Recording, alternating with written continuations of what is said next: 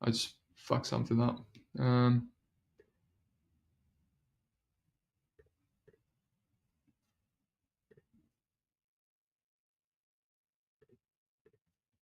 All right, go live now.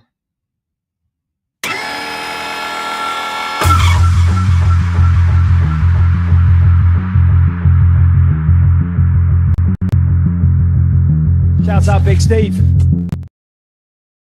Shout out Michael Bisbin and shout out my two guests. All right, this is the first ever big brain boxing podcast. Couldn't be bothered changing the logo. I won't waste my time making a boxing version. But yeah, I always wanted to do this. Obviously, last month, half of my profit was from boxing. So I was like, might as well just start talking about this stuff, right? The edge is there. Some people saying that the sport is hard to bet on and corrupt, but I mean, there's a ton of edges every single week. And yeah, I didn't expect it to be this early, but I was like, I got some time. It's Canelo, bud. I'm like, if I'm not going to do it this week, when else am I going to do it? I was looking for a casual, friendly weekend.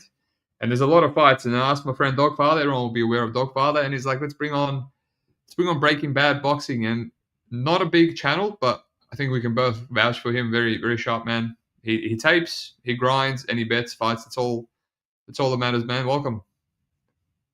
I appreciate you guys having me on. Thank you for the platform, and thank you just for the opportunity to speak to both of you. DogFather, thank you for suggesting me too as well. I appreciate it for real. Yeah, you can send them the money. You can send them the PayPal cash after the show for the recommendation. Don't worry, I'm already rich. Don't eat on the show, you freaking grub. Come on, mate. All right, I'm just trying to find the bloody... I got rid of the names by accident. Like on the bottom of our circles, like the Big Steve and stuff. Style.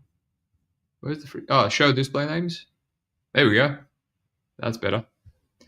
All right, so what we're going to do, man, I reckon we start off with Canelo Bud, right? I think that's why a lot of the casuals might be here. I don't want to go too longer than an hour. Like, there's three of us. We can probably talk for hours. And then I reckon we do the big fights, right? I reckon most of the fights will be on Canelo Crawford. You know, if you disagree, let me know. And then we'll probably do Inoue, the main event, like pound for pound, one of the better guys out there. And then we'll just wing it. You know, if you got bets, we'll talk a bit more about it because this is a betting show. We want to give the fans some locks. And then yeah, just wing it, man. You guys take the lead. I didn't get more time than to tape like 3-4 fights. So if you guys tape something, I'll let you guys go off the cuff. So what do you reckon about that? I think we need to do I think we just go from the Canelo card, which would fights to talk about would probably be the man, Lester and Mbilli fight, and then no Callum Walsh, the GOAT, is the co-main event. I mean, we could talk about it. I don't really care. Okay. And then the Ryko Santana, So Cold Steve Nelson fight's worth talking about too. All right. Well, I think Breaking Bad agrees with that too. He told me in private. What about shall we discuss this Olascuaga fight, because it's 2 hours away and we all have a bet on it, and the people that are tuning in live could actually tail. Yeah. Yeah. So all three of us are on that bet, right? So Anthony Olascuaga main event against Camacho. I think two of you are more confident than me. I started off with half a unit shot. As you know, MMA much harder to bet and tape than MMA. Like this Camacho guy, like 20-0, and there's just no tape on him. Like, when would you ever see that in MMA? Even if there's a 20-0 MMA guy, you could find his shitty fights on YouTube, like in Brazil or like some backsticks of Kazakhstan. But in boxing, you just can't find it. So you have to go by your intuition. All I did was I found a Mama fight, and he's just getting dropped like 2-3 times, which, you know, not the best, what is he, Filipino boxer. And I'm like, all right, you know, he's fighting an A side. The A side has power. Generally, those fights, you know, those unders have been cashing quite easily. So when you two lads line up, I think Breaking Bad, you did your breakdown and you're like, this under is a steal, and DogFather locked it in as well. So I'm like, let's make it one unit, and I'm okay with losing $600. Again, there's so many that I was like, oh, dude, there's no tape. Do I lock this under in? And it ends in like one round or 2 rounds, and it's like insane value at pick'em. So I got one unit on the under 8.5. Obviously, I feel like Olascuaga should knock him out. The guy's very hittable. What do you think? We'll go from top to bottom. What do you think, Breaking Bad? Yeah, so my issue with Camacho from the limited tape that we could find from him is his exits into the pocket are extremely limited. He's hittable. If you go and look at his Jason Mama fight, yeah, he was flash knocked down in the 3rd round, but it was more of a flash knockdown. But the big issue was I had in the knockdown in the 9th round, dropping his guard hand continuously in exchanges. And something about Anthony Olascuaga, La Princesa, I am personally a fan of him, but he's a power puncher. He rips open and early to the body. And the one thing about him, I think his best asset is the fact that he punches holes through guards and he finds all the soft spot openings when he's fighting on the inside. This to me is a tailor-made fight, not only for Anthony Olascuaga to get the knockout. I love the under 8.5 rounds. I also have a half unit on rounds 1 through 6, and I also have a 0.10 of a unit on rounds 1 and round 2. So I'm very confident Olascuaga gets him out of there early. I'm hoping it's rounds 1 through 6 specifically. So cool. What do you think, Doug? Yeah, I don't even think this guy's boxed in the U.S. yet. I'm trying to remember. According to his box rec, I didn't see any fights in the U.S. Yeah, and so that's kind of the one thing that's why there's not a lot of tape. So that's kind of how I view this guy. Like it seems like he's I don't want to say like a port, just like a local guy, but it seems like he doesn't look world level to me. And to me, Olascuaga is a world level boxer, world championship level boxer, who's, going to be younger. I think he's just the only issue with Olascuaga. He is a bit hittable and he has trouble making adjustments within fights. You kind of saw it in the Kiyoguchi fight, his last fight where he went to decision. He couldn't really make adjustments and he was outboxed in spurts, but that's not really a particular, concern that we're going to have here because he's not this Camacho guy's just not on even like a Kiyoguchi's level. So I think that, yeah, like you said, I think he stops him within 8.5 rounds. I don't really see this Camacho guy being able to handle the punching in combination that Olascuaga can do to all levels. And I think this guy, I've noticed Camacho, he'll just throw like 4 punches to the body and nothing comes back up to the head. I'm like, what is happening? Why can't this guy like rip 2 left hooks to somebody's body at the same time? It's just kind of some low level stuff I see from him. So I think Olascuaga should be fine. I think he should be able to catch him in entries and exits. If I may add one thing too as well, there's a huge speed discrepancy in this fight. When it comes to Camacho, he is so slow, man. If you go and look at the Josue Morales fight, it was just insane from round 1 how slow he was, and it never seemed like he got the engine started. I mean, he put together his punches, and he was putting way more volume together than Josue Morales, but just pure speed for speed, I think even if he exchanges with Olascuaga, the speed of Olascuaga is going to cause a lot of issues. Cool. Can I ask something before we move on? You sent me 2 fights from Daily Motion. They wouldn't load, and I just couldn't be fucked. I was like, yeah, I can lock the bet in without those 2 fights. Was he hurt? Was Camacho hurt in those 2 at all? No, he wasn't. I mean, the Marvin Solano fight, he got tagged a few times specifically, but Camacho really only time he was really buzzed and hurt was Jason Mama. But Josue Morales has 0 pop, and he was fighting on the back foot at all times, just allowing Camacho to enter and tee off on his body and trying to fight off the back foot.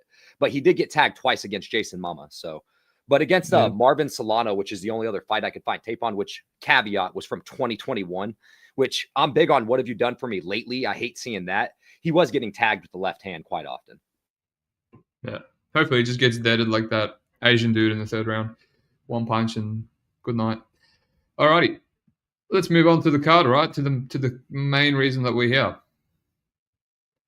Canelo versus Crawford. I'm going to try watch this simultaneously on my Netflix as I'm betting on UFC. But I think UFC starts 6 a.m. in the morning. So I think obviously because it's got the UFC promotion behind it. I didn't realize that. I'm like, even better that I did a podcast for this card because it's like, I'm an MMA guy. It's kind of like UFC is involved, so might as well. It's kind of the same thing.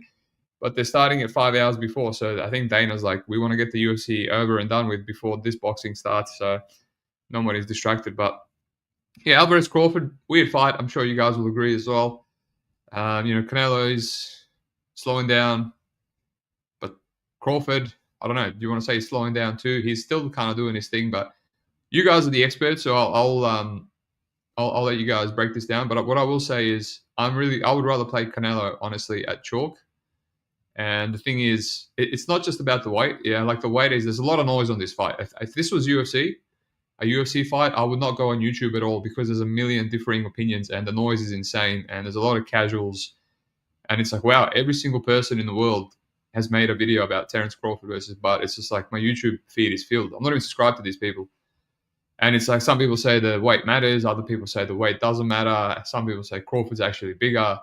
Some people are giving the hot take of Crawford's going to knock him out, which is, I don't think that's going to happen. But yeah, I personally, gun to my head, I would lock in the minus money on Álvarez just because I think it's hard to take away rounds from him. He's not just this shit brute of a boxer that can't cut off the ring. Like, he has insane head movement and he's got really good defense. And I think that's why he takes rounds. You know, he's eating volume, but he's blocking stuff. And then his power is much better than a lot of these guys. These big guys too. And when I was looking at the weight, I'm like, all right, so he's fought 147. And then his fight against Madrimov was 154. I'm like, 3 kilos, that's nothing. That's UFC guys move up a lot more than that. And then I checked the Álvarez fight. And it's like another 8 kilos on top of that. I'm like, oh shit. That's okay. That's a big difference now. And I was like, okay, that changes. If I thought it was another 3 kgs, I'm like, that's like one UFC weight class. That's piss all. But yeah, I don't know, man. He's 37, and the main thing is Terence also, like, he gets hit. I'm watching these fights, and you guys can fill me in on this. I'm watching the Madrimov fight. That was kind of close to me. I was going to bet that fight. I didn't, so I wanted to watch it live, see if my read was correct. Very competitive, and I thought the lines, the judging scorecards should have been maybe a little bit closer than what they were. And then obviously a couple of these other fights, you can tell me how good these guys are. Sean Porter, I thought he was down on the scorecards before he knocked them out. He knocks a lot of these guys out late in the fights. It seems to kind of start slow or maybe be a little bit hittable early. Obviously, Errol Spence, like, he just like rinsed him. There's fights where he rinses people. David Avanesian as well, kind of started slow. He was dropping some rounds. He was kind of competitive. I don't think Avanesian's good at all. I don't know if that was short notice as well. Maybe you can let me know. But and it's just like, you know, he's kind of just taking his time and then he just breaks these guys. Like, he's insane level of boxing. I don't think he's going to break Canelo. And then that's the thing is, like, if this is competitive, like a lot of these other fights, Madrimov fight, the Porter fight, I don't think he's going to knock out Canelo late. If anything, Canelo might break him late. So, and then he has to get the scorecards. So worst case, I think they might give Terence Crawford a draw just to repeat this big money fight again. But yeah, I'm leaning, you know, play the money line on Canelo Álvarez. Worst case, you get a draw, you get your money back. If Crawford really outboxes him for 12 rounds without getting hurt, without getting tired at a new weight class, then so be it. But that's where I'm at. What do you think, Braken? Yeah, so I think we're kind of on the same page. I'm big on the sports science aspect of this boxing match. I think if you're going to bring this fight down to 154 and ask these two skill for skill at this stage of their career, who's going to win this fight, I would take Bud. But a big issue is we've seen Madrimov at his size at 154 be able to push Bud around as well as be able to pull Bud around. Another big thing too as well is Canelo has been fighting with 168 pounders, getting pushed and pulled, fighting in the ring, fighting dirty with these guys, and up to 175 pounds with Bivol at multiple times. This is the first time we're going to see Terence Crawford not only jump 1, but 2 extra weight classes off of only one fight at 154. I think that's something big. I can't get past that. I can't get past the fact that I don't think he stops Canelo. I don't even think he drops Canelo. Another big thing to me too as well in this fight, when you're looking at the mechanisms of it, the athleticism and I think the pure boxing technique at this point absolutely comes down to Crawford. But I think the size and I think the fact that he's going to have the promotion behind him, he's going to have the fact that everybody wants Canelo to win in this case here. The big money fight is always going to be Canelo over Crawford in this case. Who's the bigger draw? It's always going to be Canelo. So in my opinion, Crawford's going to have to be a perfect minimum 9 rounds to get this fight on the judges' scorecards. I don't see him stopping Canelo. The smart money to me is Canelo by decision. The safest bet is fight to go the distance for me. What you got, DogFather? Yeah, I think Canelo at like minus 150 is probably this right side. Not because I want to bet against Crawford, but just because, I mean, all the things that you guys reiterated, essentially, I kind of agree with everything you guys are going to say. I think the fight goes the distance at like 75%. It's kind of pushing it, though. It's like minus 300. I don't really see much value in that. Just because I can see some finishing equity. You can't completely rule it out. You know, both these guys are very high-level boxers that do hit pretty hard. I do feel like most of finishing equity is on the Canelo side, but I don't really see how you can just completely just say Canelo is the GOAT, chin, never going to happen. It's still a fight at the end of the day, and the guy's taking a bunch of damage over his career. So I can see it happening maybe, but, I'm just going to stay away from it. I think the price is probably accurate. And yeah, pretty much, piggybacking off of your guys' comments about the promotion and honestly, Canelo's defense and his chin, like it's kind of hard. He's a kind of hard guy to win clean rounds against. And so with kind of all of these factors, this weight class, I think, if this was not boxing and, if it was just a regular UFC fight, if it wasn't, a big name value thing, I think this line would be a lot wider. If there wasn't all this narrative about Canelo regressing, he is not fighting guys that are on his level. I think, there's potential that he really shows up and pushes through gears that we haven't seen in a little bit because he's really ready to push through the gears for this type of fight. He knows what this means for his legacy, and both of these guys do. So I think adding in the weight class factor, I think we get a good showing from him. And honestly, both guys, but I could see more so the upside on the Canelo side. Who's the best guy on Crawford's record that's as good and similar to Álvarez? He doesn't really have a lot of similar, guys on his record like him. What about the level? Just pure I guess level? I guess like oddly enough, like maybe Porter. I guess maybe due to the tank build. Yeah. But the one thing about Porter is Porter was at the end of his career when he fought him, and Crawford and Porter are like known great friends. So Bud didn't probably go through the gears and the motion of that. The issue with his Errol Spence win, which is one of the most flawless performances of all time in boxing, in my opinion, at least in modern day, pure flawless performance. It is post car crash, post eye surgery Errol Spence, which has to also be noted too. Because even like if you look at guys like Victor Postal, I mean, look how far down in weight that fight was. So none of these guys are going to be big, bulky, and the same kind of pit bull build.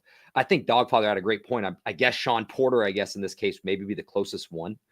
But again, end of the road, Sean Porter too. So, and yeah, competitive fight up on the scorecards, if you trust the viewing scorecards until the knockout. Alrighty, should we move on now? Do you want to do the co-main event, Callum Walsh, or should we skip it? I love that the DogFather doesn't either. So thank you for that, sir. Is it a non-bettable fight? Is the plus money under, does it have potential or no? Yes, because Vargas hasn't been 10. He hasn't even been 8. I was just going to say he has not even been 8 rounds yet. But we have seen Callum Walsh flash dropped. He is hittable. If I may just say, the Callum Walsh fade is coming, and it's coming very soon. I just don't know if this is the fight that I would do it yet. That's just me personally. Yeah, it's an 8.5 set. Yeah, okay. See if I've got time for that. Alrighty. Christian Mbilli, Lester Martinez. I've taken this one a little bit. This was always going to be on the list just because everyone seems to be talking about this. But some have said it's hard fight to bet. I taped Lester Martinez versus Rico Santana because it was on the card. I love that shit. Double up. I haven't taped Steve Nelson, but what I came away from that is, man, Santana dropped him like 3 times and he lost a unanimous decision somehow. And yeah, I mean, this Lester Martinez is incredibly hittable, and Billy hits like a truck, but he's also incredibly hittable. And like this second last guy that he beat, Derenchenko, I think that Derenchenko guy seems insanely durable. Like, maybe I'm wrong. But yeah, the ones with the finger up, you'll get your turn. Just pipe down in the back. Yeah, he almost hurt him. He hurt him a couple times as well after Mbilli beat the crap out of him and came back. So this just seems like a bit of a barroom brawl. And I would slide with Mbilli because he seems like the A side to me. And the under here, obviously neither of them has ever been knocked out. But let me just have a look. Money's coming on Martinez and Mbilli now $1.63 on Pinnacle. The under 10.5 rounds, that's a lot of rounds, man, for these guys that are insanely hittable, is $2. It's a 10-round fight. So that's an error, is it? I would be betting the under. 10.5. Yeah, well, they're probably just going to... Actually, what was the other fight? Moses Atuma?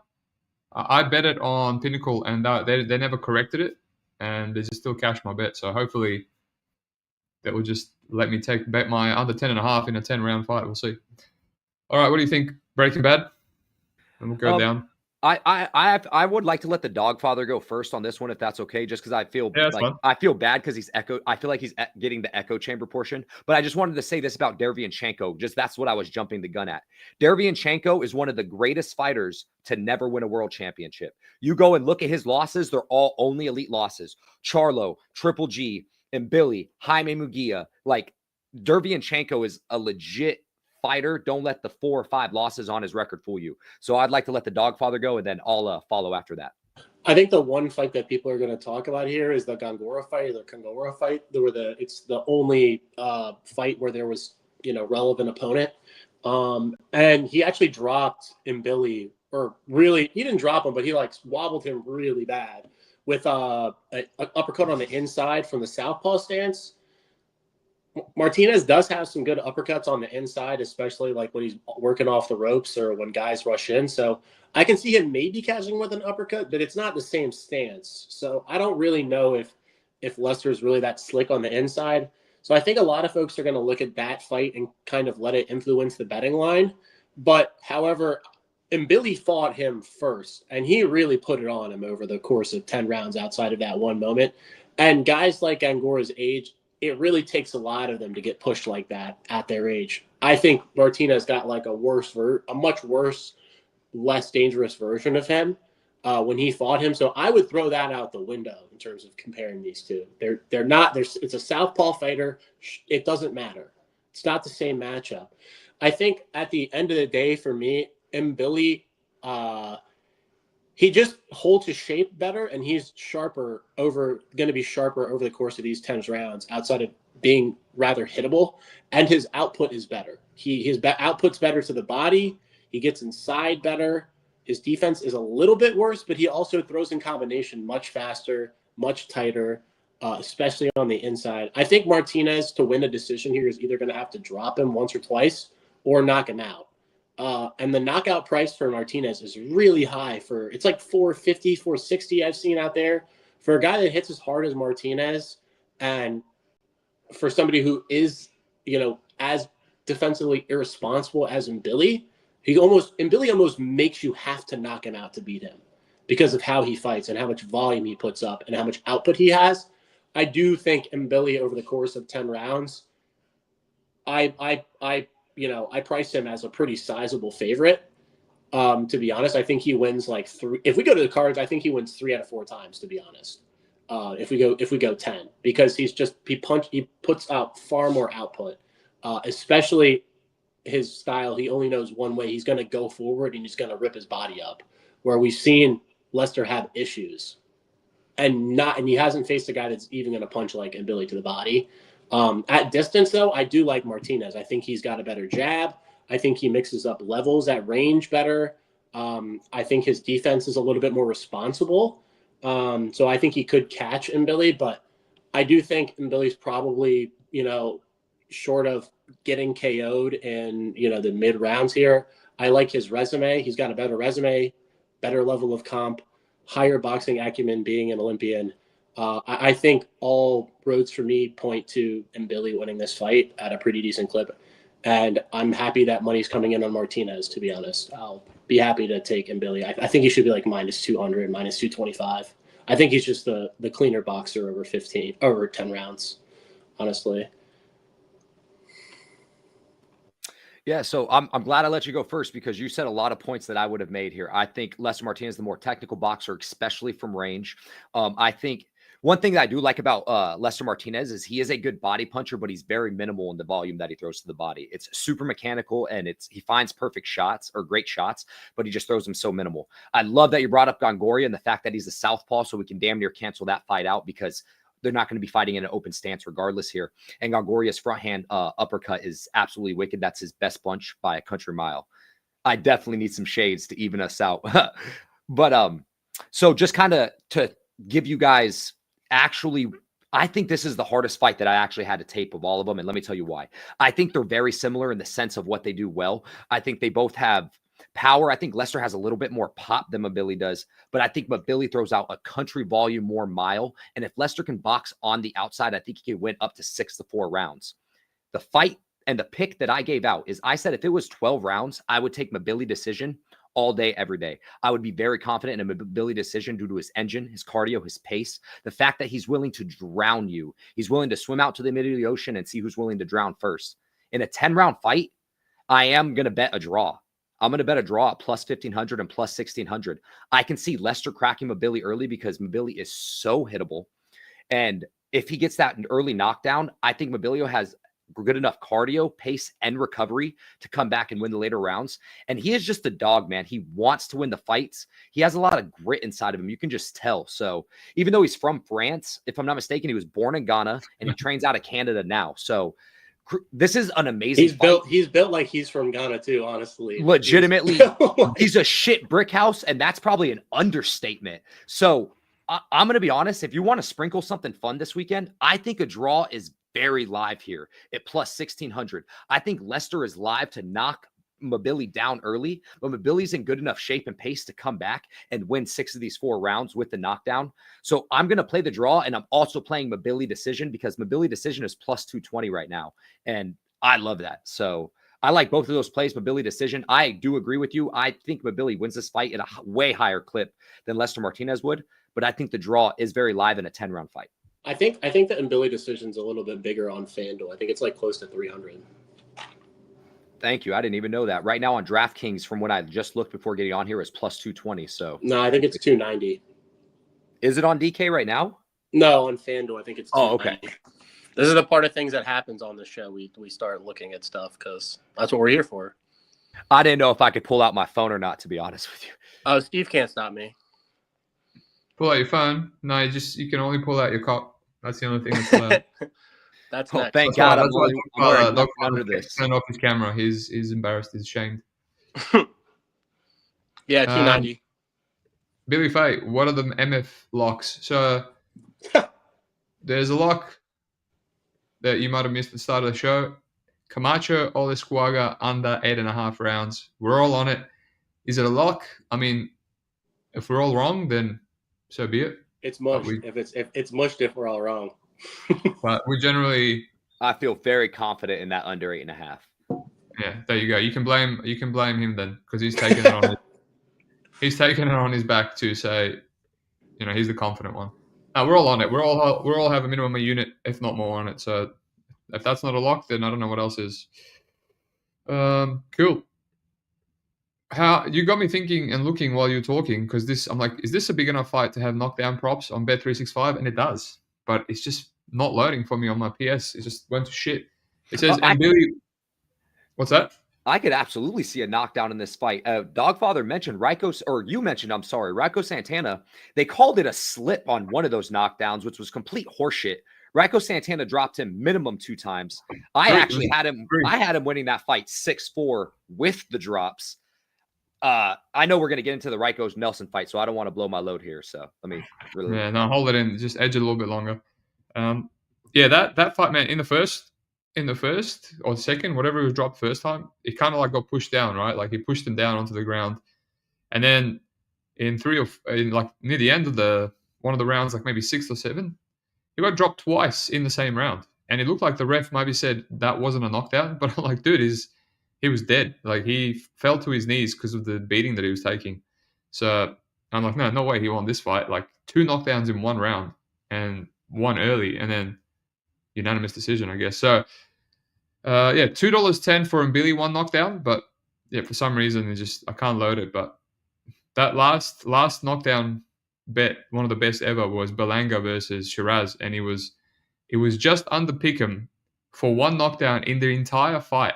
And Berlanga had like 20-something knockdowns, and Shiraz had like 15. And Belanga's been knocked down a bunch. Shiraz never has. I think that's why he was generous, because they're like, Berlanga won't knock him down. But I'm like, you're telling me 1 knockdown in a 12-round fight with these two is almost pick'em. And the only thing that I did bad there was not put my whole entire life savings on it. But happened in second round or something? Anyway, the fourth, I was there in attendance with money on Shiraz, like screaming. Oh, that's right. You go. I To also the- had Shiraz by knockout in that fight too, as well. So badass that you were actually there live in attendance. Yeah, that was sweet. Yeah, that was sweet. It wasn't sweet because I was cheering. It was funny because I was cheering in New York for Shiraz to beat Berlanga, but I don't care about Berlanga, so. You just gotta follow, mate, from our boy Shady. He calls everyone a bum. Don't take it. He calls me a bum too. It's just, I don't take much personally, so I appreciate it, Shady. Thank you very much. I don't think he knows the meaning of it. So I think to him it's a compliment. So just take it as that. Alrighty. So what's the next fight, lads? What's you guys? Do we skip straight to the Nelson? Or Ryko and Sokol. Say that again. Oh, you want to go straight to the Nelson? Sorry, you don't know his nickname, Steven Nelson. Yeah, don't be fucking stunting on me, mate. I'm a casual. You know I'm a casual. There's no need to show off. Give these random ass dudes nicknames. Come on, I'm taping him for the first time in my life. Yeah, you guys can take it away. I just taped obviously Santana, who seemed to be robbed against old mate. So you guys take it away. Massive underdog. That doesn't seem right. I'm gonna go for it because I like Nelson actually a good bit. I think Nelson's gonna win this fight. I think he's a much cleaner boxer. I think his cardio is better. The one thing that I really don't like about Santana is he really breaks down in rounds 8, 9, and 10. He really volume drops, gets really sloppy, loses his shape, punches into the clinch a lot. I actually really think Nelson's like a very skilled boxer. I really do like Nelson's boxing, and I do think that he's gonna. I think he's gonna cover like a big price. I think you could knock him out late here. Honestly, I like Nelson's combination punching. I like how tight he is. He keeps his shape pretty well. I know he got beat up by Pacheco, but there's no harm in that. Pacheco is one of the top prospects in the whole division, honestly, potentially in the whole sport. But yeah, I think Santana. And to be honest, narrative-wise, Nelson's like a Team Bud guy, and they're bringing in Santana here probably to catch an L. So I like Nelson. I think the price coming in is solely based on people watching the Martinez fight, but these two, Nelson and Martinez, are about complete opposites. They're yin and yang. They're not the same boxers at all. So I think this is a bad matchup for Santana. So pre-tape, I was actually thinking Ryko Santana was going to be my pick here, just due to I was impressed with his overtime boxing performance versus Truck Simpson. But then when I kind of look at Truck Simpson now, I realize that maybe he's not as good as I actually thought he was. So when I go and look at the tape here, and again, bringing up Diego Pacheco is a hard-hitting, long-range, fights at all three levels, 168-pounder. He's legitimately a top 5 contender. 168 actually has a really good bunch of contenders right now. Mbilli, Lester, Iglesias, Pacheco, and Shiraz. Sorry, but that's just another rant. And then Charlo's still undefeated, so someone to note still, even though he's older. But I couldn't agree more. I think the better combination puncher is Steven Nelson. I think Ryko Santana crowds his work, which is huge. And I think if you're going to crowd your work against Steven Nelson, who has angles off the back foot, Steven Nelson has really good ring IQ too. He holds the real estate, to quote Teddy Atlas. So with him holding the real estate, with him working the body early, I think he's going to go through some tough rounds, maybe 1 through 4. But I agree 100% with the DogFather. I think he's going to come on late. And I could also see around 6 through 10 stoppage in this case. The smart money is most likely going to be on decision, but I think Steven Nelson's going to cover the price. I think you could bet him up, quite frankly, pretty high too. I think he's a safe piece in this case. So couldn't agree with the DogFather more. I don't want to echo chamber him too much. I also think Steven Nelson has a little bit underrated pop too. I think his pop is a little bit underrated than maybe his knockout to win percentage is. I think if I'm not mistaken, he has 12 of 20. But his pop is better in both hands than they give him credit for. So, not the most juiciest favorite. $30, 34, 35.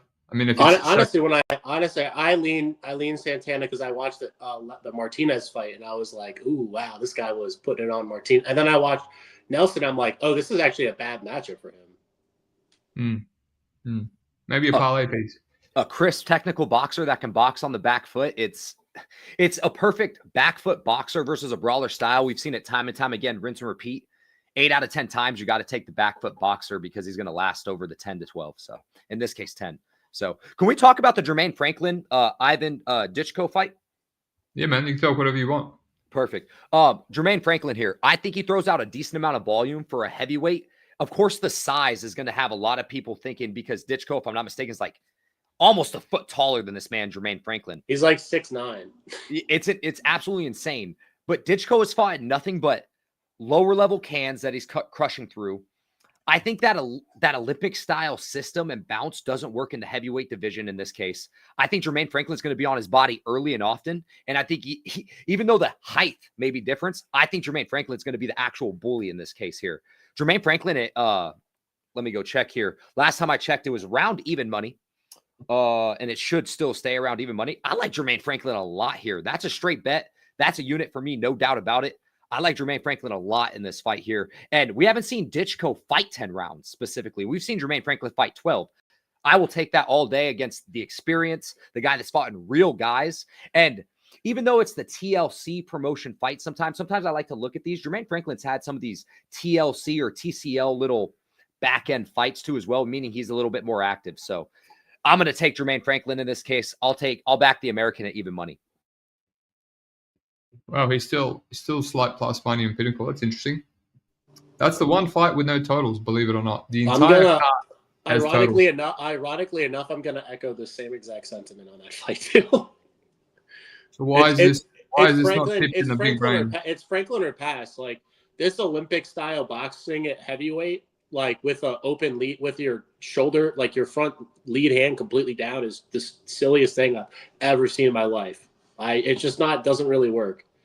The only guy, I mean, ironically enough, the last guy we've seen with that style that's like really bad against Ukrainian guys box, like it's the Dockrays dude, Solomon Dockrays, the GB boxing guy, who fought? He fought at heavyweight. He fought the dude who just fought Hergovitz. Yeah, he had a huge upset, a really solid like 3-1 upset in his last one. It was David Adelaide. He got knocked out by Adelaide. Yeah. But in Doc Race's last fight, actually, I'm sorry, my apologies. He was 5-1. I bet him there against that fraud Ukrainian. Dude, wasn't that one of the easiest in my case? I got him at like plus 340. One of the easiest spots that you can get at that number. The over was 6. The over, I think I tipped a lot of us on the Discord, which you might want to join at some point, and Steve will probably welcome you in. The total was a 6.5. So that is insane, yo. but all easy, slow 10 rounds. Yeah, exactly. But I mean, for this Daiko guy, it's really not a style that works at heavyweight because your lead hands down, it leaves a lot of space. Franklin will punch into the clinch as well and throw big overhands. I think Franklin's a really solid fighter, honestly. And I don't know what the hell this Daicho guy is. So I like Franklin a ton. I think he should be like, minus 150 at least, just because of the experience and, the 10 round experience too. And he's a good fighter. When I went on his tape, I was expecting somebody who sucked. And I'm like, this guy is pretty damn good. So I like him in the matchup. Yeah, nice. We've got a consensus play. Something that I might need to tape. It looks like it. I swear, we didn't talk about this before either. This just happens to be the case. We didn't talk about this whatsoever. No, this just happens when you bring on 3 sharp people, Great minds think alike.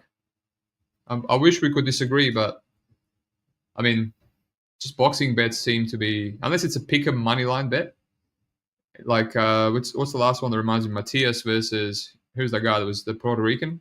Puello. Like, everyone was split on that. And honestly, it was just an accurate pick'em fight. So, I mean, this pick'em as well, and you guys are very confident on Franklin, so I might have to take this. What about Boyachuk versus Adams? Is this something you want to discuss? It's pretty unbettable, honestly. Like, Boyachuk's minus 600, and I get that he lost last time, but he was kind of clearly about to win, like 8-4, like clearly win that fight. Adams is a solid fighter, though. Honestly, I mean, it's probably a little bit wide, but Boyachuk's probably win this. The thing with Boyachuk, man, his defense sucks. he's all offense. So to be honest, it's not like it's out of the question where he gets knocked out again. I don't know what the under is, but I find it impossible to ever for a Boyachuk under to look bad. So plus 120 for 8.5 rounds. What is it? Plus 120 for 8.5 rounds. Nah, F that. Nah. Not high enough. Bohachuk's more of like a pace guy. You probably have to break him late. Yeah, so you can't really rely on him dying. Brandon Adams, the issue is he lets his back get stuck on the ropes. He lets himself get square on the ropes. Bohachuk's going to bang out that body early and often. The one thing I do want to caveat this is I know Michael Fox is a super awkward style against Bohachuk, drop Bohachuk late in the rounds that they didn't count. I didn't like Bohachuk's reaction time. And I do think that the fight against Virgil Ortiz had to take a lot out of Bohachuk, undeniably. So I don't know. I also agree that this fight may not be bettable, but if I had to bet this fight at all, I would simply just bet it not to go the distance. I think Bohachuk could break him with the pace and the pressure. And quite frankly, he's going to want to get his get back. That is undeniable. These Ukrainian fighters are spiteful as hell naturally. So he's going to want to get his get back, and I can see him wanting to stop Adams. And Adams, he can punch. He had a really impressive performance against Andreas Katsarakis. Katsarakis is a really good 154-pounder that not a lot of people know about. So that's really all I have to say. If anyone's thinking about betting on this fight, I would lean fight not to go the distance. Is it at 160? Why is it at 160? Was it listed? Is that actually at 160? Bohachuk's team asked for a catch weight. So I guess it was supposed to be at 157 originally, or 156, and I guess they moved it up again to another weight. Bohachuk's teams asked for a catch weight, which I don't care what you say. The reaction time of, not you, but that's a general statement. That's just weird. I mean, that's just weird to me. That just makes me want to stay far away from it. Especially with the reaction time of Bohachuk, how he looked against Michael Fox. These are all things that add up to me that aren't good signs necessarily leaning towards the favorite whatsoever. So. The only issue with the fight doesn't go is he's going to have an extra 6 pounds on him that he's not going to have to cut. Well, he looked like shit at the presser today, dude. Oh, really? Like he did not. He looked. And Brandon Adams was talking very confidently. Looked great. Looked in great shape. Bohachuk looked like shit. Very nice. Maybe we won't focus on that one. Seems like a shit show from a betting perspective. It'll be a fun ass fight to watch, no doubt. Bohachuk fights are always much watched fights, undeniably. Nice, good stuff. Pirate, what about Pick'em under 8.5 rounds? I think we just discussed that. It's a bit better than Pick'em on Pinnacle, slight plus money, but yeah, just go pay the extra 40 cents and go. It doesn't go, I guess, if it's an attritional kind of thing. Alrighty, should we move on from this card? You guys happy to move on? Yeah. The Inoue fight. Are we going to bother with this card? Lewis Crocker Donovan? I mean, it seems to be like there's some spots, like some people are contemplating Davis. You played Farrell. I think that line's probably fine. I bet this. The only bet I have is the Rudon guy, but that line got steamed. Farrell, yeah, you got him like close to pick him, and now it's worse than minus 200. Yeah, I got pick him, and it's minus 250 now for some reason. What about this Pat Brown guy? If we get a total for that, he's probably going to run this guy over. But let me have a look. There's a lot of totals, man, this weekend, which is interesting. If you have a total for that fight, I'd love to know. Pat Brown. Actually, I don't even have. They mixed both the cards together, so I'm like have to fucking sift through 20 fights. They're not in order either. Anyway, I'll check later. You want to talk about Molly McCann? Yeah, how many shillings on Molly McCann? She's gonna get subbed. Yeah, she's gonna get headlocked. You know when they clinch up in boxing, when they clinch up, yeah, she's gonna tap to it. She's gonna get head and arm choked in the clinch. Yeah, oh my god, that was awesome. She's gonna get guillotined in the clinch. I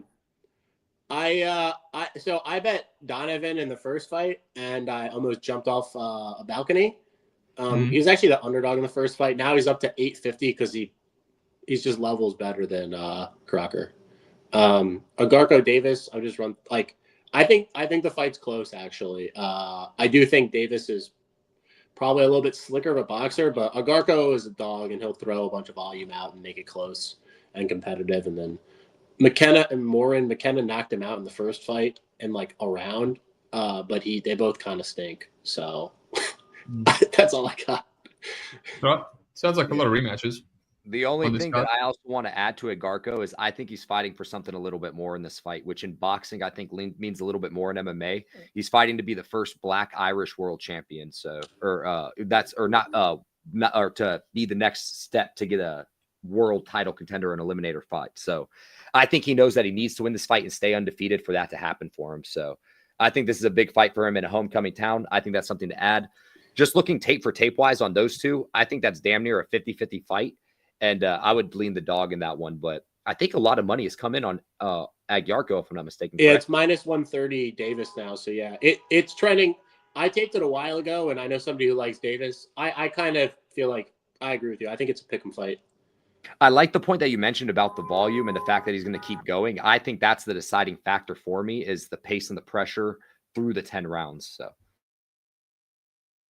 154 is loaded, man. 154 is a hell of a weight class in boxing. It's all right. Inoue versus Akhmadaliev. Good fight. I looked into the main event. I mean, people say this Akhmadaliev is good. And I don't know. Yeah, he is good, but I expected something better. You know, I expected potential upset alert.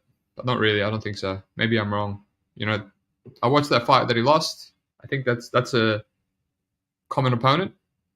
And, you know, whatever, you don't take that into too much consideration. But, yeah, I don't know. He could probably drop. He could probably keep it competitive. But to me, this is, do you play the over or the under? That's where it's at, you know. Can he survive? Can he not? I think that's like most Inoue fights. Last time I only played one of his fights, and he was that veteran British-Scottish guy, Stephen Fulton. And actually, no, sorry, TJ Doney. My bad, Irish guy, I think. And I think I picked in like 4 to 7 or some shit. What round it's going to end? I spent so much time taping. I'm like, when is he going to get this guy out of there? And he just broke his back somehow with a body punch. That was hilarious. It seems to hurt a lot of people to the body. To like, it goes like to the back. It's strange. Like it breaks their spine through the liver. It's weird stuff. Anyway, I'll let the experts talk about it. What do you think, Breaking Bad? So in this terms is of the over under. What's the over under listed at? If I may ask, because I have a prop play that I'm very high on and I'm very confident on. All right, you can give us that. I think it's 8.5 rounds or 7.5. Let me have a look. That's a stay away for me in the over-under, and I'll tell you why. I'm going to take on Fanatics plus 200 Inoue round 7 through 12, and I'm fairly confident Inoue gets him out of there 7 through 12. MJ gets stuck on the back foot. MJ is very low volume. He's not great at turning his defense into offense, even though he is naturally a counter fighter. It's very interesting to me. And Inoue, this is a southpaw versus orthodox matchup. Inoue has never lost against a southpaw. Well, he's never lost against anyone, but he's finished every single southpaw he's finished. He's finished every single super bantamweight that he's finished. And I don't think it's going to be any difference here. Inoue's the best levels puncher in the game. He can fight at all three ranges. He tags the body early and often. I think MJ, who literally has a defensive deficiency to blocking his body, he refuses to do so. It's the strangest thing. He keeps a high, tight guard, which is still punchable. Even with the Topalis fight, it was a southpaw versus southpaw matchup, so it's a little bit easy to cancel that one out. But even when you're looking at it, he was stuck in the mud, showed no gears. That's my biggest issue with MJ. He has no gears. Yes, we saw against Ronnie Rios, he finished him to the 12th, and he went hard when he needed to finish in that case. But he's fighting a bunch of cans. Luis fucking Castillo, excuse my language, and fucking the taxi driver off the block from there. He's not prepping properly for Inoue. And the last high-level fight against Topalis, he was getting tagged and bagged. So this is Inoue 7 through 12 here. I think MJ is going to get stuck on the back foot, and I think he's going to get blasted out of there sometime 7 through 12. Probably happens round 8 or 9, in my opinion. DogFather, what you got, my friend? Yeah, I tend to agree. I was thinking about betting the over, but, you know, at the end of the day, like, you just watch Inoue fight, and, you know, when he shifts through the gears, like, it's just kind of impossible to imagine anybody dealing with him over the course of, like, 6 minutes when he actually turns it up. You kind of saw it in the Cardenas fight. It was like when Inoue just started to, like, turn through the gears, start hitting him with the straight right to the body, it's just like you don't really know what to do. Like, the way he punches around the guard and hits your body, it becomes system overload. And I think that's, I mean, to kind of like regurgitate your point, like, it kind of what I think happens here. Like, I wanted to bet the over, but it's still 8.5. I do think MJ's really, he seems really durable though. And the one thing I will say with betting the over is he does, like you said, he doesn't engage. So it's one of those things where it's like I can see him kind of just dragging the fight out. by fighting on the back foot. And he does have good feet when he chooses to like exit angles and create them for himself on the offensive side. So I do think the fight could extend because I think MJ is durable. And I think, of the opponents that, Inoue has faced, I think he's one of the better guys, honestly. I think he's a higher level fighter than Cardenas. I think he's a higher level fighter than who do you fight? I think he would Henny, give Kim. Yeah, I think all these cans. Yeah, I think he'd give and like even to Tapales, like it took him till late to stop Tapales. And to be honest with you, I thought MJ was the better fighter in the Tapales fight. He just underperformed. So I think this is like a pretty high level opponent for Inoue to fight, like higher than what he's been seeing. So I do kind of see the angle for the 8.5 because we have been getting these fights. The one thing that we're not going to mention on this card was the two boxers that passed that are obviously near and dear to our hearts, that are a big part of like some of the comments that Inoue has made in regard to this card, that he wants to show that you don't have to be a brawler and put on exciting fights to show that you're kind of like a level above your opponents by beating them up or getting in wars. So I kind of think that there's like a potential that he fights a little bit more reserved game here with all the things that have been going on, but also if guys are taking a lot of damage, like the Toishi Ishii fight that we bet on the other day, they stopped it in 4, even though they probably didn't need to stop it, because I think the commissions there are worried about guys taking a lot of damage because they don't want that on their, they don't want that part of the Japanese boxing commission and the Japanese boxing scene, that you're seeing all these guys get serious brain trauma and passing. So I think, be careful with totals. Because I think they're going to be quick on the trigger at stopping fights in Japan. And yeah, that's pretty much what I have to say. I think it's Inoue, but I think the fight's going to extend personally. I think MJ's a pretty high level operator, to be honest. How about this? Can I say something? What's doesn't go, and would you say that's a safe bet? If it's like minus 300 probably.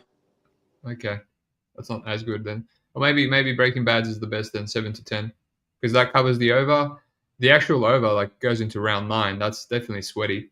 7. I mean, he's gone to round 7 even against that guy that I bet him against. If I was going to bet the fight, I'd probably bet 7 through 12 if I can get plus 200. Yeah. Yeah, that seems like the one. That seems like the donation that I put on Nunes last time, but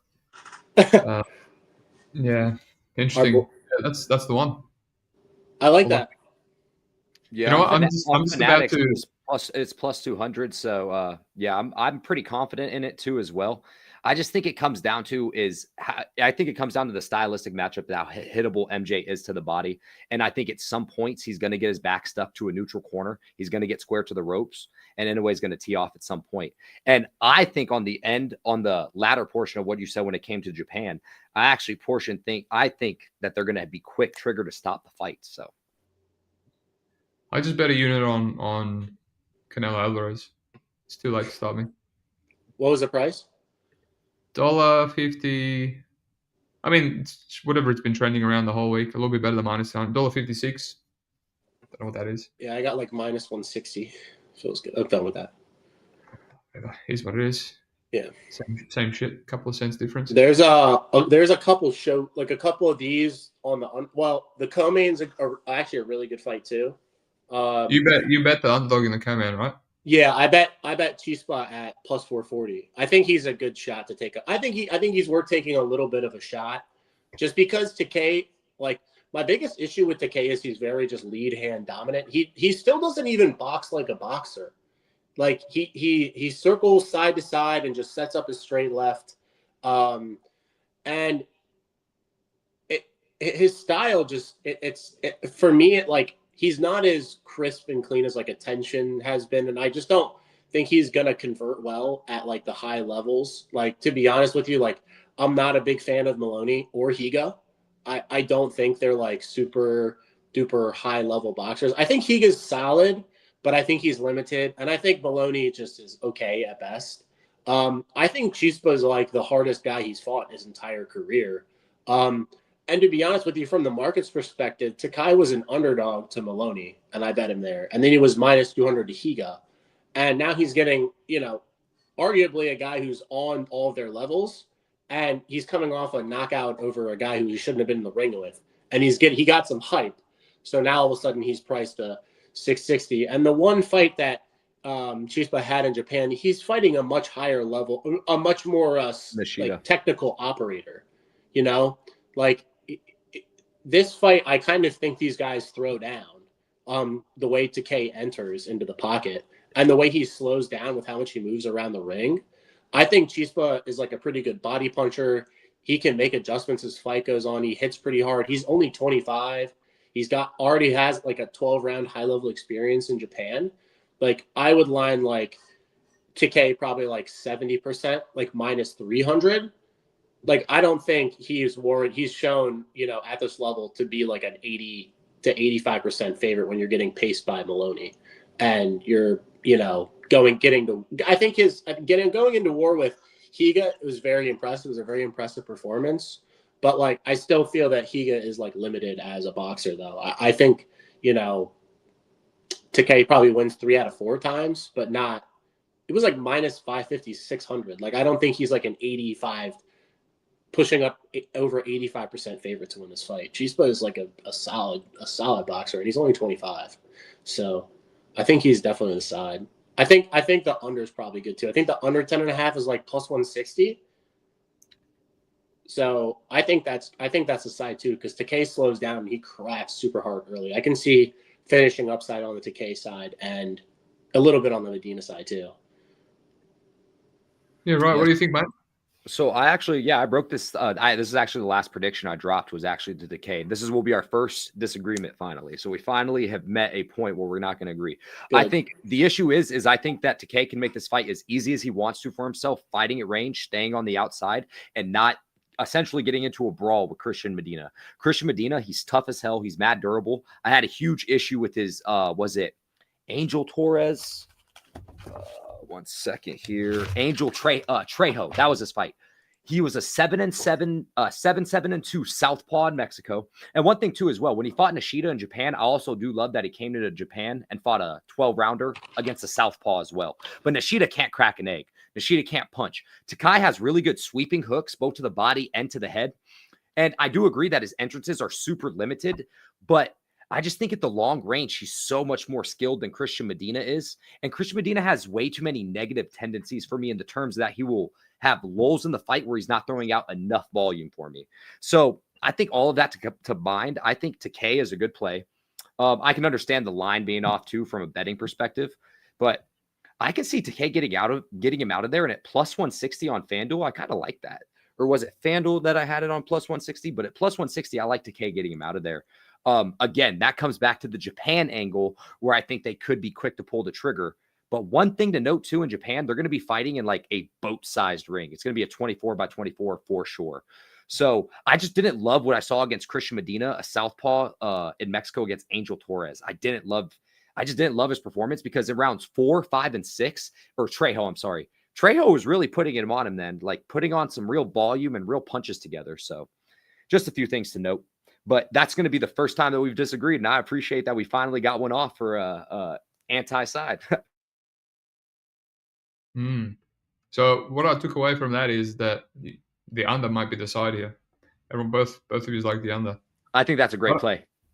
I don't have it yet, but Pinnacle released this under that we have starting now, like half an hour before the fight started. So, but that's a low level fight. That's like not Canelo Álvarez, but you would think this co-main event tomorrow, you know, behind the Inoue fight, sure they'll release the totals, right? You would think so. It's still 2 days away, so not tomorrow, pardon me. Still 2 days, and it's like hours after Canelo. So you said you already have the under somewhere else at plus money? Dog? Yeah, it's 10.5 on Bet Online, I think, at like plus 160 to the under. That's a big number. I'd probably take that. I'd take that over the KO because I feel like if it happens, it probably happens within the first 10 rounds anyways for Takei. So, and you cover both sides. You cover everything, you know? Like, you know, there's so much BS that can happen. So, you never know. Yeah, cuts. Cuts. I've been noticing. That's a great point. Cuts happen a lot in boxing since I've started taping last 2 years. You think no elbows Especially and since stuff. they're going to be fighting at opposite stances. Cuts and head clashes at opposite stances are just, they're bound to happen when they fight. Especially with how Decay fights. Yep. All right, so we're just about literally on an hour. Should we, unless you've got anything else, should we give the people what we think is our bets each? And then we'll get out of here. Give them, it's a betting show from the whole entire weekend. Maybe some leans. I mean, if they were listening, we're literally lining up on everything. It's kind of easy to take it away. But for myself, I've just locked in Canelo. So there you go. 1 unit. It's maybe it's square. If you listen to the noise, he's not the better boxer. But we'll see. We'll see. It's we'll see what Canelo, what Bud can do tomorrow to win this fight. And obviously, we all have the under 8.5. I have that too. That fight, technically, it started 2 minutes ago, but I'm sure it's still available. The odds are still available somewhere if people want to chuck that in. 1 unit each. And let me just whip it up. So the Inoue, I think I'm going to like the under in Inoue. Like, we'll see. On my domestic bookies, I have specific, so I can go under 11.5. I can go 10.5. We'll see. You guys kind of got me there with all the bullshit Japanese narrative about stopping fights early, but it's Inoue. You don't really have to stop a fight early with him in the octagon anyway. So I wasn't too impressed with the guy he was fighting. People are like, he's good, but honestly, no, I expected something better from all the noise. All right, I think he's just another lamb to the slaughter, personally. This fight here, Mbilli, man, I'm liking this under here. We'll see. I might poke Mbilli, but we'll see how square it is. We've got knockdowns. We've got knockdowns now, so I'm just going to check. How many for Mbilli, 1 knockdown? It's $2.10 plus 110. But I might play something safe and just go 1 knockdown in the entire fight, or the over 1.5 or something. We'll see. Over 1.5 knockdowns in Canelo Álvarez fight. It's $4. That's probably like pushing it a bit. Canelo's knocked down a lot of people. Why can't he knock down a smaller Terence Crawford, right? So maybe. But yeah, 1 unit on Canelo, 1 unit on the under. I'll see some knockdown props in Mbilli for myself. And then the rest of these, both of you love Franklin, so I guess I'll have to look into that. And that's it. I haven't looked into this bloody UK card one bit. So, and I'll look at some Inoue unders, and I might look at the co-main event unders. I almost took some Patty Donovan minus 450 on FanDuel, but I don't want to rinse my FanDuel account because I figured everybody was going to steam him.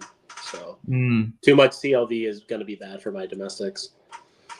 Right. All right. What are your bets, my friend? Yeah. So as of right now, I have a parlay. Just the good ones. We just want the good ones. Oh, just the good ones. Well, this is not the losing ones. Don't bother with the losing ones. Don't worry about it. I got you.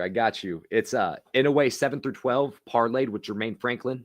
I have 2 units on Inoue 7 through 12.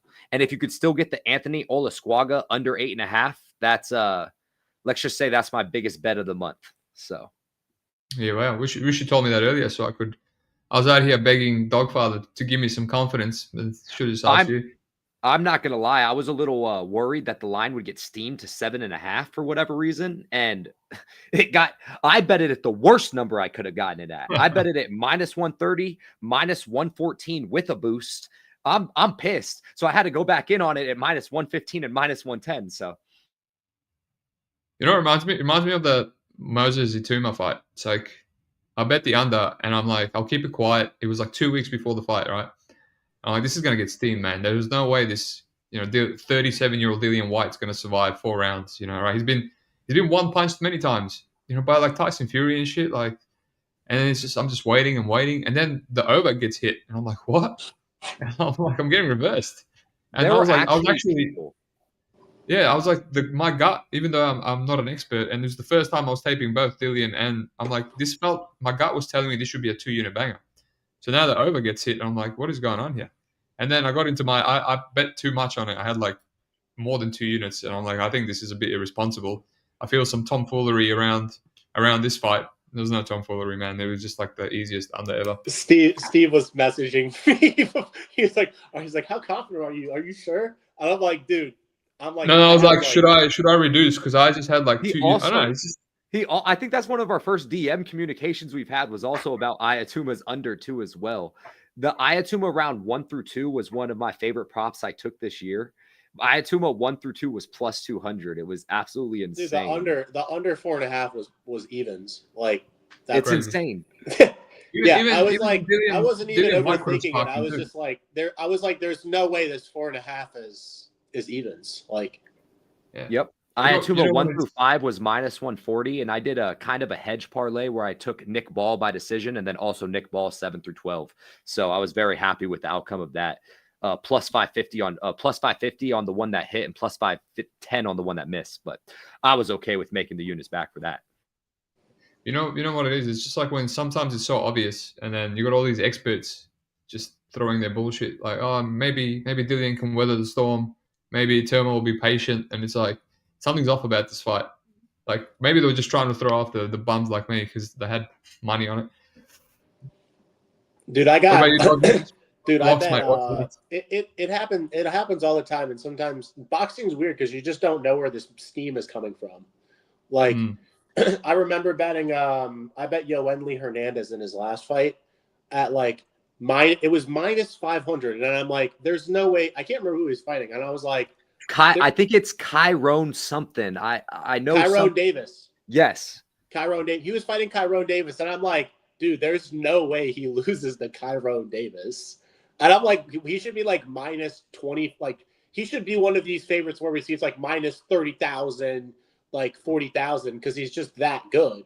And I bet it. I had a good bit of money on it, and I saw the line move up to 1,000, and then somebody bought it back down to 450, and I'm like, am I missing something? Like, that boxing will do that to you, and then he whooped his ass 10-0. Pillar to post. He literally. I thought he was gonna get him out of there in 7. To be honest with you. Yeah. So, but all that goes to reiterate is, Steve, like, there's so much bad steam on boxing. I guess it's more casual. It's a bigger sport than UFC and stuff. It's more casual friendly. Probably a lot of celebrities and I think it's just also be betting this Canelo fight. I think from what I've seen, it's just a lot of folks that, if you told them what does implied probability mean, they'd look at you two ways or sideways, who are telling you who to bet on these fights. A bit like if you ask them what the expected value, the EV of your bet was, they would have no fucking clue. I mean, that's the smart way to bet, right? I mean, that's the only way I know how to bet. Yeah, just pick winners, mate. That's why you're rich, DogFather. That's why you're rich, brother. Yeah, I'm here picking up pennies because of my CLV and implied probability. So there you go. And Breaking Bad doesn't even know what a bet is. It's just outside of a parlay, and it works for him. What's a single? What's that?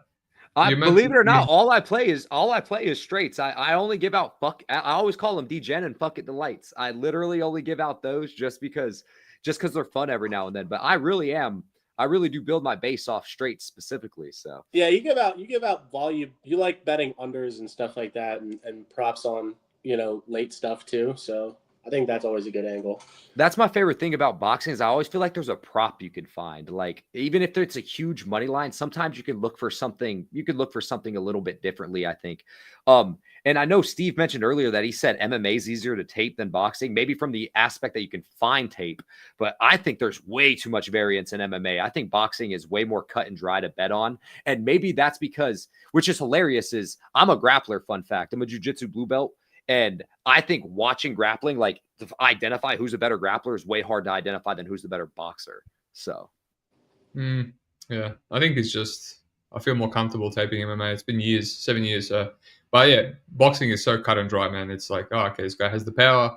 He's hittable. Let's move on. Like, he's got shit footwork. Do a little wiki cap. Okay, he's fought all bums, and Whereas MMA, you could overthink it. There's a lot of footage. MMA, man, it's like you tape LFA prelims, and it's some dude from Arizona that lives in his trailer, and it's like, did he even train for this fight?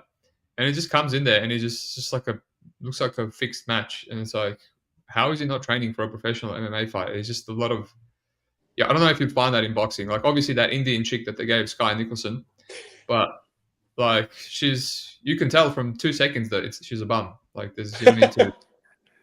It's funny, like you see an LFA fight, you see they train at the lab, automatically I'm just going to take them specifically because, LFA loves to push the lab guys. Yeah, but he's like 0-1 and he lives in a trailer and then he just comes in and he just gets sparked and it's like, oh, I didn't train for this fight because he's getting like $200 to show, $200 to win. It's just, he's just MMA is his hobby. I don't know. That's how I find like American regionals. It's retarded. Anyway, should we call it? Just over an hour. You don't want any of my bets, Steve? Okay. Yeah, I wanted to hear the DogFathers. I want to hear what I need to tail. All right, go. You shouldn't tail anything. I agree. I have Canelo for a unit at like minus 167. They tailed me for that. Yeah, thanks, my friend. And then I have Chispa Medina at like, I have a bunch of different prices, but probably I have around like 450 average, which I think is plenty good for like a half unit. And then I have the Olascuaga under, and I think that's it. I'm probably going to end up finding a way to get something on the Franklin fight where I'm leaning. I'm leaning Franklin, and then I want to find a way to play something on the Nelson fight. Right. Nelson KO's like plus 240. So maybe 7 through 12 is like close to 450. That would be fantastic. Interesting. I think it will be 6 through 10 because it's a 10-round fight. I think the 6 through 10 is actually a really good bet at that number specifically. I'm trying to find the line actually because I think they pulled it. So yeah, I was talking to someone earlier and they messaged me and asked me if Nelson Santana was off specifically because their book pulled the line. Still there for me. It's on. I see it at least. They pulled. Yeah, they don't have all the round. Wait. Yeah, they don't have all the round props for me. Hold up. And the under is huge money as well. What's the under? It's 8.5 rounds and it's plus 230, 235. Mm. I mean, it's incredibly favored to go over, which is interesting. I mean, it makes a little bit of sense, but hold up. Let me look. Yeah, 235 for me. Yeah, the round. Yeah.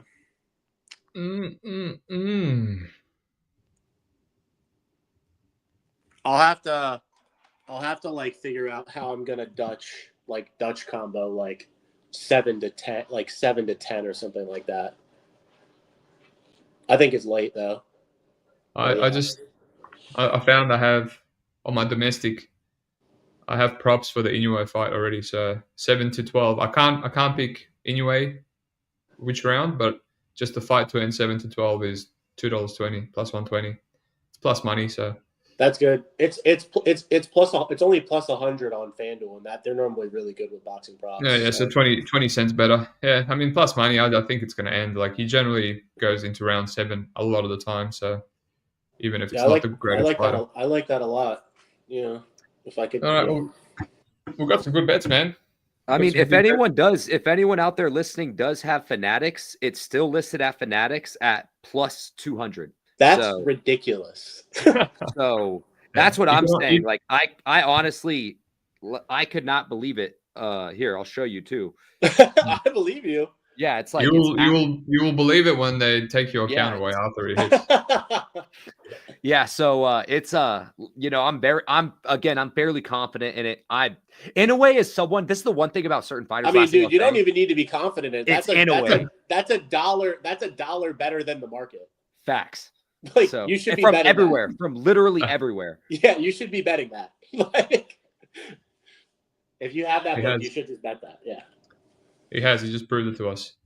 Wait, there's an exhibition fight. What's the exhibition fight? Jake Paul, Gervonta Davis. Okay, don't worry about it. Where are you looking at? It's just I clicked on boxing on my phone. I had to like get some data because my laptop just doesn't work. Bet365, and they said exhibition. I'm like, oh, what's the exhibition this week? But it's a few weeks away. All right, let me just discuss this and then we'll go because I've fixed it. What are the knockdown props on this fight? Mbilli. This could be a bet too. Knockdown. So one knockdown for Mbilli is plus 110. Total knockdowns, one or more is minus 200. A little bit better than minus 200. Is that a lock? That could be a lock, honestly. All right, ChatGPT is gonna get some action. All right, FIFA Gaming. Did the boxing bet hit, mate? It hasn't even started. Get off the bet. God, your viewers are ruthless. Yeah, this he's in the Discord as well. So, but he's from Europe, so he's probably just woke up dusty as, hoping that I'll tip bets in the Discord, and people will be like, "Good stuff," and I'm like, "Did you watch the fight?" And they're like, "No." No, you're waiting for them to compliment you. I get it. No, well, I felt bad because the one total that I tipped out, it ended right. I remember that. I chatted to you about that fight, the Argentinian. Yeah, versus Christian the Terrier Turner. Yeah, I was like, that's the Jack Turner fight. Yeah, Jack Turner. It's funny is I actually bet Jack Turner 6 through 10. Didn't watch that fight. Come out of the barbershop, and I opened up my FanDuel account, and sure as shit, it was like plus 230. 6 through 10, Jack Turner. I bet the under 5.5 and the under 6.5, and he came out just like getting pace and then clipped him. It ended at 130 of 5.5. So it got ruled a loss for some, and some people it got graded a win. Interesting. Yeah, I ended up asking. It's when the ref does this. Like, it's insane how the time. Well, he waved it off. He waved it off at like 131 if you count when his hands go up. But when he waved, it was one of those crazy things where there's nothing you can do. It's just whatever is announced in the ring. That's what it is. It's like when people bet the submission props on MGM. It's announced a Darce when it was really an Anaconda. Fools are like. Dude, you deserve to have some sort of tomfoolery if you're betting that type of prop, though. Yeah, absolutely. Like you're really at the discretion of the book there. You're at the degenist of all degen levels. Yeah, that's probably me. Just lock it in. Canelo at minus 200 live on air. It's going to be some slim margins. What is 156? $1.57. It's like 7 cents better than minus 200. I don't really know. Let me tell you. I'll tell you right now. We have I got a much better price here on U.S. domestics. Rivers has like 156 right now, which I think is good. I mean, I don't really give a shit. It's just like whatever. It's gonna be 150. I'm not gonna act like I can exactly cap the fight. Really, it's just like nobody can actually cap the fight. Yeah, 63% implied. I mean. You can give him 70%, honestly. Yeah, I mean the knockout power, the durability, and then there's the judges' scorecards as well. Like there's a lot going against Bud here. So yeah, despite Bud too late. Wait, it's already locked in, mate. Don't give me better lines now. They're already locked in. Oh wow, minus 150 on Caesars. Thanks, Wade. It seems like it's not moving anyway. It's been this number. This pinnacle is obviously offshore, and my domestics is not moving, and Bet365 is not moving. Guess where it's moving though. Guess where it's moving though? I don't know. Better line. U.S. domestics. It's moving towards Bud. It's all they're betting the American against the Mexican. Shocking news, It's all the people that bet the Moses Atuma over as well. It's all right. It's all good. All right, lads. Breaking Bad. You wanna shout out anything before you go? No, I appreciate you guys having me on. If you guys want to give me a follow, Breaking Bad Boxing on YouTube. I try to drop as many predictions a week I can. And if you want to give me a follow on Twitter, it's Breaking B Boxing on Twitter or X. Appreciate you guys having me on, mate, for real. What do you think of my hairline? It's going down south. It used to be better a couple of years ago, but that's what I think about mine. What hairline? I mean, turn around so we can see it. I don't have a hairline, dude. You can actually grow facial hair, Steve. I'm fucked. I can grow a mustache, and that's it. Yeah, well, you got a long way to go, so keep at it. All right, Dog, you got anything to add? No. All right, I think we gave lads a sweep of winning bets this week. That'd be great. So, thanks, mate. Thanks, lads. I don't know if I'll ever do this again. We'll see the reception that we get of this episode. But yeah, thank you very much. Peace out. Good luck on the weekend.